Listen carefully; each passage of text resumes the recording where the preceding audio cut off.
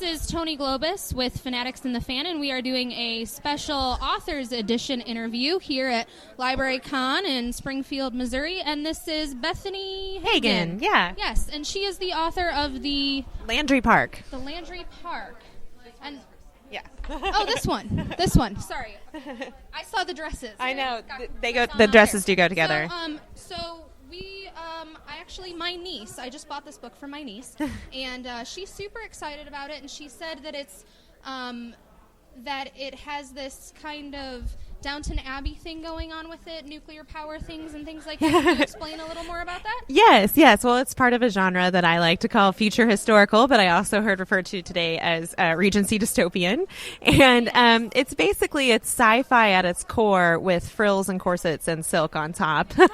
And it came from, I worked at a history museum, and so it came from basically making this loop around this exhibit where there were sort of the Edwardian era pictures and dresses right next to the 1950s and Cold War hysteria. Oh, so and it has like a little bit of a diesel punk thing going on. A little bit, yeah. But more like romantic. Like atomic punk. Nice. Nuclear punk. Yeah. Radiation punk.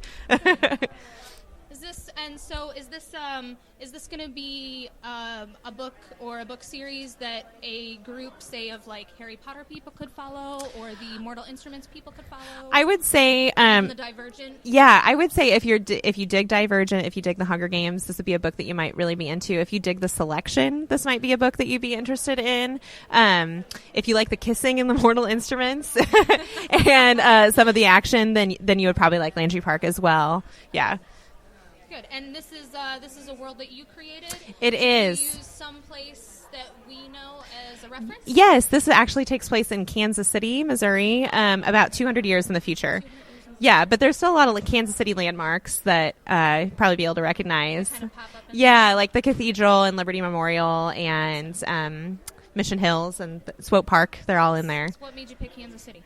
I'm a lifelong Kansas Cityan, and it just seemed natural to set a dystopia there because Kansas City is already kind of a dystopia in a lot of ways. There's a lot of extreme poverty next to extreme wealth, kind of jostling shoulders. And Kansas City is it's a border town.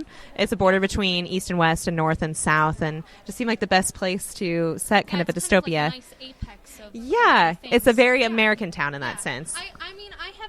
I've been to Kansas City a few times, and I enjoy architecture. Yeah. And so while I was there, I found the architecture and things like that, and the fountains, of course, because I'm also a tourist. I found all those things. And so is that something that you can identify in the book? Oh, definitely. Is it one of those read between the lines kind of things? No, I'm pretty explicit about, things for cathedrals or Swope Park in particular. But a lot of the houses are inspired directly from houses that you can see now in Mission Hills and downtown Kansas City along Ward Parkway. Just really big palatial kind of houses that I was really inspired by in college. So I myself, people refer to me as a cosplayer, as an old school cosplayer. That's air quotes for you guys, by the way.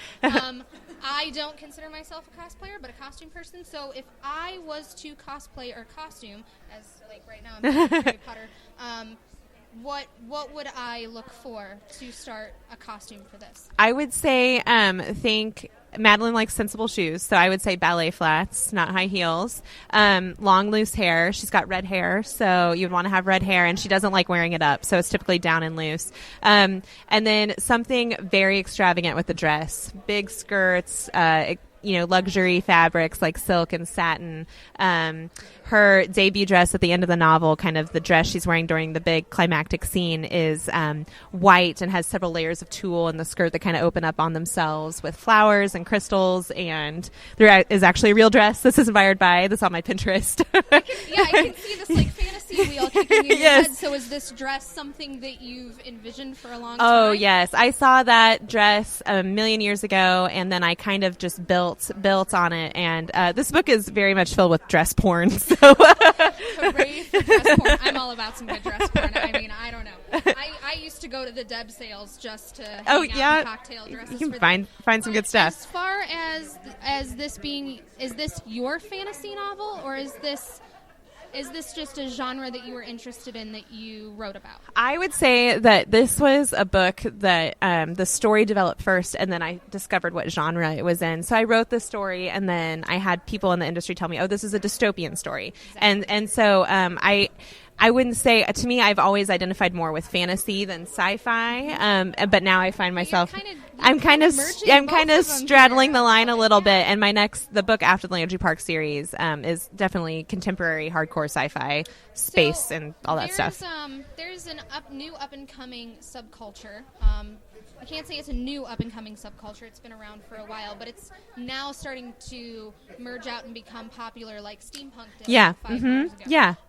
It's called Rococo punk. Okay. I would say, is this like Marie Antoinette, Kirsten Dunst? Yeah, it's like Marie Antoinette, Kirsten Dunst, like vomited on the Ramones. And that's kind of what it is. And so with this being a diesel punk but more nuclear punk, could you possibly, with this book, be starting a new subculture? Oh, I would love that. I guess I don't know what I would say. Regency punk, maybe. Regency punk. Future historical punk. I'm not sure, but I would. Yes. Yeah. Make sure. Yeah, we'll put my name on the trademark. I'm all for that. We'll promote, and we will cosplay Landry Park. I'm all for this. But as far as a lesson in the book for our readers, are they going to get a lesson out of this? Is there a moral in this? I think every work of art is political, whether or not an author wants it to be political. I will say I did mean this to be slightly political. When I wrote it, Occupy Wall Street was happening, and there is a lot of discussion about class division, and there's a lot of class struggle, and whether or not you want to apply it to things today would be entirely up to you. But it's there. But it's identifiable. Yeah. If people want it, it's there. Yeah. Well, that's very good. Well, Brittany, I appreciate your time. Yeah. And thank you for telling us about the book. It is Landry Park by I'm sorry, I called you Brittany. Brittany is on our panel. It totally happened. Bethany Hagen. And it's a beautiful book. If you want to know what you're looking for, it's this very ethereal blue swirl. It says Landry Park on it. It's got this beautiful girl in a red dress. And, I mean, I don't even know if I would normally read books based off of a cover, but I think I would read this one. I also bought it for my niece recently, who reads just about every fan fiction under the sun, and she was super excited about it. So I have a feeling maybe next Library Con she's going to be coming as this. Oh, I hope so. I hope so. And I just want to throw it out there that I've always wanted there to be a fan fiction of this book called Landry Park about a laundromat dystopia. Yes. There was one for like Twilight. It was called like Nightlight. Yes, exactly. Yeah, so Landry Park, I'm just throwing that out there, the dystopia fan fiction. Yes. Awesome. Well, thank you so much, Bethany. Thank you.